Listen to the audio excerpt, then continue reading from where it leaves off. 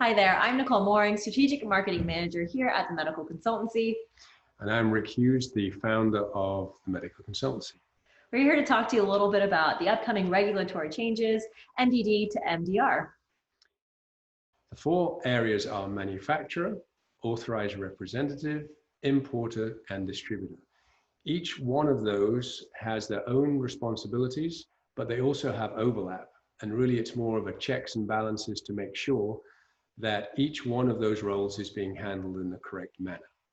First one, manufacturer. So the manufacturer is anyone that manufactures a medical device that, and for us, we're focusing on North American companies that are going into Europe. Second role is an authorized representative. So the authorized representative is needed for medical device manufacturers that don't have an entity in Europe. Third role is your importer or importer of records. So the importer of record is for, if you are outside of the EU and you're bringing your product into Europe, you're going to need to appoint an importer of record. If you already have a presence or you have a business set up in Europe, then you can be your own importer.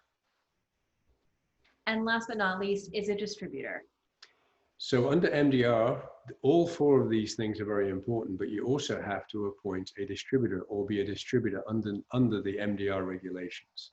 So again, if you're outside of Europe and you're coming into Europe to sell your product, you would need to appoint a distributor. While all four of these roles do currently exist under the MDD, under MDR, they are further defined and have further liabilities associated with each of those roles. One of the big changes under MDR is that the responsibility for bringing a product into Europe used to all be on the manufacturer. Now there is joint and severable liability from the authorized representative and the importer of record, as well as the manufacturer, to make sure that the manufacturer is compliant in all of the pieces of the MDR as it comes into effect in May 2021. All right, so there's a lot of liability and regulatory changes coming up. Rick, let's walk through two examples of how this may affect you, a manufacturer, moving forward. Sure, Nicole, great question. If you're a manufacturer in North America and you do not have an entity in Europe, then you're going to appoint an authorized representative. You're also going to have an importer of record and a distributor. If you do have an entity in Europe, you will appoint you don't have to appoint an authorized representative because you can appoint a responsible person within your own organization to do all the quality and regulatory under your quality management system, but you will be the importer and you will also be the distributor. All right, Rick, so what would it look like if you were a manufacturer setting up to sell directly to a distributor? If you were selling to a distributor, let's just say it's California and you're selling it from your back dock, and a distributor comes and picks up those goods, the only thing you're going to need if you don't have an entity in Europe under that scenario is an authorized representative. So everybody has to have that, as you know.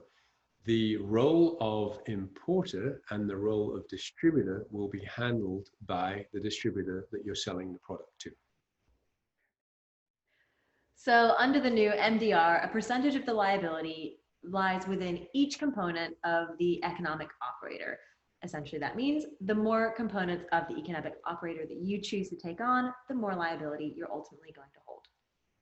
That is correct. If you are the manufacturer and you are also going to have the responsible person within your organization, and you're going to be the importer and distributor, obviously that's all on the manufacturer. But within the MDR now, if you look at the other areas of economic operators, for example, if you were to sell to a distributor, the only piece that you would need to handle there or have covered is authorized representative, and the distributor would be basically the importer and distributor. So that helps you to mitigate your liability. So we've given you a little overview on some of the areas you need to look at under MDR. And we would be happy to have a conversation with you. It really depends on your company, whether you are in North America, whether you have an entity, whether you're selling through a distributor.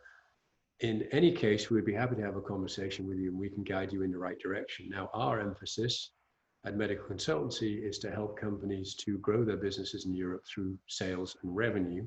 So we won't charge you for any of this advice that we might give you for whatever area that you're in currently, but we'd be more than happy to discuss with you what your strategy is and how you're looking to gain revenue and sales with the impending MDR, which is going to be challenging for everybody.